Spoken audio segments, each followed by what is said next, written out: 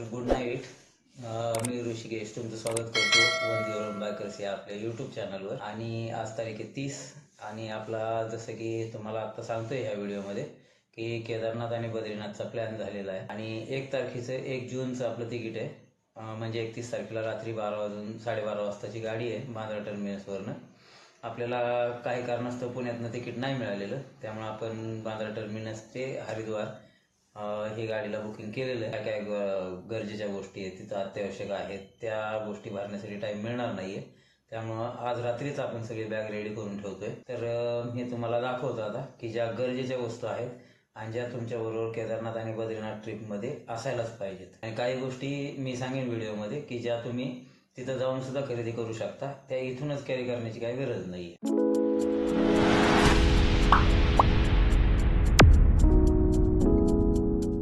ही माझी वाईफ रुक्मिणी, हिचं पण एक यूट्यूब चॅनल आहे रुक्मिणीज आर्ट म्हणून. मी त्याची डिस्क्रिप्शनमध्ये तुम्हाला लिंक देईल, तर तुम्ही जाऊन जरूर चेक करू शकता. त्यावर तुम्हाला फूड रेसिपी, त्यानंतर वुलनच्या आर्ट ज्या वस्तू आहेत त्या, क्राफ्टच्या वस्तू, ज्वेलरी, हे त्याचे मेकिंगचे व्हिडिओ मिळतील बघायला. तर तुम्ही जरूर चेक करू शकता चॅनलला. आणि त्यानंतरच त्या चॅनलला तुम्ही लाईक करू शकता, शेअर करू शकता, सबस्क्राईब करू शकता. तर ही पहिलीच अशी ट्रिप आहे की ज्यामध्ये माझी वाईफ माझ्यासोबत तुम्हाला एकाच व्हिडिओमध्ये बघायला मिळणार आहे, की जी केदारनाथ आणि बद्रीनाथ आहे. आमची फर्स्ट ट्रिप आहे की ज्याचे व्हिडिओ आम्ही एकत्रपणे करत आहोत. नाहीतर याआधी तुम्ही बघितलं असेल की दोघांचे सेपरेट असे आहेत व्हिडिओ. तर आता आपण बघूया. आपण सगळ्या वस्तू रचून ठेवलेल्या आहेत की ज्या माझ्या मते आणि माझ्या वाईफच्या मते ज्या तुम्हाला कंपल्सरी नेणंच आहे. आणि बाकीच्या काही गोष्टी मी व्हिडिओमध्ये सांगेन तुम्हाला की तिथून घेतले तरी चालतील. तर आपण बघूयात आता कोणत्या कोणत्या वस्तू आहेत. आता हे दाखवता आपण बॅगही पॅक करून टाकूया की जेणेकरून लक्षात येईल की किती सामान आवश्यक आहे. ही आपली फर्स्ट ट्रेकिंग बॅग जी आहे 70 लिटरची, जी मला वाटतंय की प्रॉपर पुरेल आपल्याला. आणि त्याच्यानंतर ही आपण एक बॅकपॅक घेतलेली आहे की जी आपण ट्रेकिंगच्या वेळेस यूज करणार आहे. जे गरजेच्या आपल्या वस्तू आहेत ती त्यामध्ये घेणार आहे, बाकीच्या गोष्टी खाली ठेवणार आहे आपण ह्या मोठ्या बॅगमध्ये. आणि एक छोटी बॅग जी आहे ती आपण घेतोय कमरेला बांधण्यासाठी, की ज्यामध्ये तुमचे डॉक्युमेंट्स म्हणजे आधार कार्ड, पॅन कार्ड, त्यानंतर मोबाईलचं चार्जर, पॉवर बँक, ह्या वस्तू तुम्ही यामध्ये ठेवून कमरेला बांधून कॅरी करू शकता. वेस्ट बॅग म्हणतात. वेस्ट बॅग एक कॅरी केलेली आहे तुमच्या छोट्या छोट्या गोष्टीसाठी, म्हणजे आधार कार्ड, पॅन कार्ड, त्यानंतर power bank, mobile charger, mobile, आणि ती वॉटरप्रूफ आहे. सेकंड आहे आपलं हे जर्किन, जे -°C मध्ये आपल्याला की प्रोटेक्ट करते असं आहे. ह्यामुळे आपल्याला थंडीही वाजणार नाही. त्यानंतर ट्रेकिंग शूज, कारण की तिथे आपल्याला खूप जास्त अंतर चालायचं आहे, जे आपण म्हणतो की 26 ते 30 किलोमीटर आहे. येताना पण आहेच आपलं. तर त्यासाठी तिथे आपल्याला ट्रेकिंग शूज लागणार आहे. विंटर कॅप जी आपण घेतलेली आहे, हँड ग्लोव्ज जे की वॉटरप्रूफ आहेत. हे आपण रेग्युलर यूज वालेच घेतलेले आहेत, जे की वर्कशॉपमध्ये किंवा लोकल मार्केटला अवेलेबल होतात. कारण आपण जास्त कॉस्टली हँडग्लोव्जच्या मागे गेलेलो नाही, कारण हे पण तेवढेच तुम्हाला वॉटरप्रूफ मिळतील. त्यामुळं कमी बजेटमध्ये चांगलं हँडग्लोव्ज मिळू शकतो. त्यानंतर एक शाल घेतलेली आहे आणि एक ब्लँकेट घेतलेलं आहे, की जे तुम्हाला वर कॅरी करायला वजन पण कमी आहे आणि गरमी सुद्धा जास्त देईल. त्यानंतर ट्रेकिंग करताना आपण एक हा ट्रेकिंगचा शर्ट एक घेतलेला आहे आणि एक ट्रेकिंग पॅन्ट एक घेतलेली आहे. आणि समजा जर पाऊस नाही लागला, ऊन जर जास्त लागलं, तर त्यासाठी आपण एक नॅपकिन घेतलेला आहे आणि सनग्लासेस घेतलेले आहेत. त्यानंतर वर पोचल्यानंतर तुम्ही जर रूम आहे तर रूममध्ये किंवा टेंटमध्ये एकच सॉकेट दिलेलं असतं चार्जिंगसाठी. तर आपण एक्सटेन्शन केबल पण त्यासाठी घेतलेली आहे आणि सोबत एक चार्जर घेतलेला आहे. त्यानंतर आपल्याला रोजच्या ह्याच्यासाठी ज्या आवश्यक असणाऱ्या गोष्टी म्हणजे कोलगेट, कंगवा, मिरर आणि सोप, पेपर सोप. तसेच तिथे कापूर, एक आपला जे ऑक्सिजन लेवल आहे तर ती व्यवस्थित ठेवण्यासाठी कापूर वापरला जातो.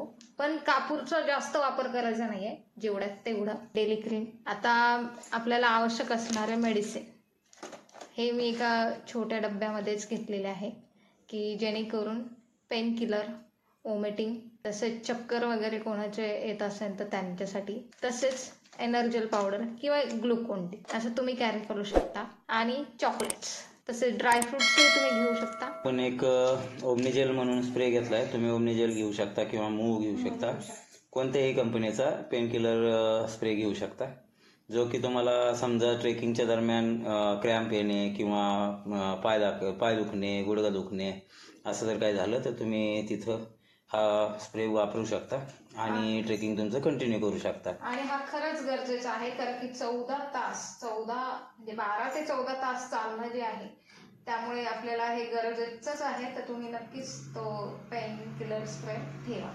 आपण आयोडेक्स पण कॅरी केलेलं आहे, की समजा वर पोचल्याच्या नंतर तुम्ही हे रात्रीचं आयोडेक्सने थोडंसं वर मालिश करून तुम्ही तुमचे पाय जे दुखतात ते किंवा अंग जे दुखतं ते त्याबद्दल थोडासा प्राथमिक इलाज करू शकता. आणि आपण मेडिसिनमध्ये जास्त गोष्टी अशा घेतल्यात की वॉमिटिंगसाठी, त्यानंतर डोकेदुखी, ताप, थंडी, खोकला, त्यात अंगदुखी ह्यासाठीच्या गोळ्या आपण जास्त घेतलेल्या आहेत, कारण तेच जास्त लागतं ते. बाकी एवढ्या गोळ्या तुम्ही तुमच्या हिशोबाने कॅरी करू शकता.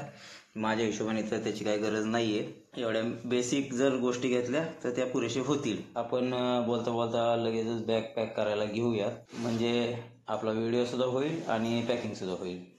कारण रात्रीचा उशीर झालेला आहे, याच्यानंतर आपल्याला पुरेशी झोप घेऊन पुन्हा उद्या आपले कामाचे काही आहेत कॉल ते अटेंड करून पुन्हा दुपारनं प्रवासाला निघायचं आहे मुंबईसाठी.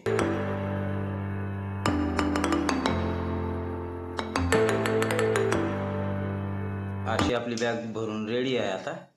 आणि आपण आता ही बॅग एक साईडला ठेवून देऊ आणि उद्या आपल्या दुपारी प्रवासाला सुरुवात करूया. आता आपण एकदम ओके आहे आपल्या प्रवासासाठी, जी की आहे केदारनाथ आणि बद्रीनाथ ट्रिप. तुम्हाला पुढे व्हिडिओमध्ये दिसेलच की आपण कसा कसा प्रवास केला आहे आणि काय कसं मॅनेज केलेलं आहे. आपली बॅग आत्ताच भरून झालेली आहे आणि आता काही गोष्टी की ज्या बॅगमध्ये आम्ही तुम्हाला दाखवलेलं नाही आहे, जसं की विंटर हँड ग्लोव्ज, ते आपण दाखवलेलं नाही आहे, कारण ते आपण तिथं गेल्याच्या नंतर परचेस करणार आहे. जे की सोनप्रयागमध्ये चौकशी दरम्यान असं कळालं आहे की तिथं मार्केट आहे आणि रिजनेबल किमतीमध्ये तुम्हाला हँड ग्लोव्ज मिळून जातील. आणि त्याच्यानंतर रेनकोट एक आहे. रेनकोट जो आपण इथून कॅरी केलेला नाही, कारण रेनकोटसुद्धा तिथं तुम्हाला यूज अँड थ्रोवाले काहीतरी 100-150 रुपयाच्या रेंजमध्ये मिळून जातात, जे की तुम्हाला ट्रेकिंगच्या दरम्यान चांगली सेफ्टी प्रोव्हाइड करतात आणि यूज अँड थ्रो पण आहेत. मग जर यूज अँड थ्रो रेनकोट मिळत असेल तर इथून उगाचच रेनकोट कॅरी करून वजन वाढवण्यापेक्षा आपण ते ड्रॉप केलेलं आहे. आता राहिला तुमचा प्रश्न आहे की कपडे किती घ्यायचे. तर माझा अनुभव किंवा मी केलेली चौकशी यामध्ये असं मला वाटतंय की तुम्ही 2 जोड जरी कपड्याचे घेतले तरी चालतंय. बाकी तुमचा टी शर्ट आणि ट्रॅक पॅन्ट तुम्हाला चालून जाईल. तसेच लेडीजसाठी की सॅनिटरी पॅड्स आणि रिवॉश जे आवश्यक आहे की आपलं हायजेनिक व्यवस्थित थोडंसं तिथे असण्याची शक्यता आहे. तो आपली मेडिकल सेफ्टी आपली जवळ असलेली बरी. थर्मस जर तुमच्याकडे असेल तर तो एक घेऊन जा, गरम पाण्यासाठी तो तिथे तुम्हाला उपयोगी पडेल. आणि वॉटर बॉटल, तसेच खाण्यापिण्यासाठी जे आवश्यक आहे ते घेऊन जा, कारण की तिथलं खाणं पिणं आपल्याला किती सुटेबल होतं हे माहीत नाही. ड्रायफ्रुट्स एक तुम्ही सोबत ठेवा. आणि तुम्ही ट्रेकिंगच्या दरम्यान आणि वर केदारनाथमध्ये ज्यावेळेस स्टे करताय त्यावेळेस तुमच्याबरोबर जे इनरवेअर आहेत ते शक्यतो जास्त ठेवा, कारण तिथं हवामान दर 5 मिनिटाला बदलतं. तर तुम्ही पाऊस येऊ शकतो, त्यानंतर थंडी तर तिथं असतेच, त्यामुळं शक्यतो करून इनरवेअर जास्त ठेवा. आता ज्यावेळेस आपण केदारनाथला चढायला सुरू करणार आहे तर एक छोटी बॅगमध्ये आपणच सगळं सामान नेणार आहे. तर त्यामध्ये काय आवश्यक आहे ते सांगते की फर्स्ट आपले मेडिसिन जे काय आहे ते, त्यानंतर पेन किलर स्प्रे जो आपल्याला लगेच हाताला लागेल असं, खाण्याची वस्तू म्हणजे ड्रायफ्रुट्स आणि स्नॅक्स छोटे मोठे जे आहेत आणि खजूर, तसेच एक वॉटर बॉटल, तर की जेवढं वजन कमी घेऊन चालाल तेवढं तुम्हाला सोपं होऊन जाईल.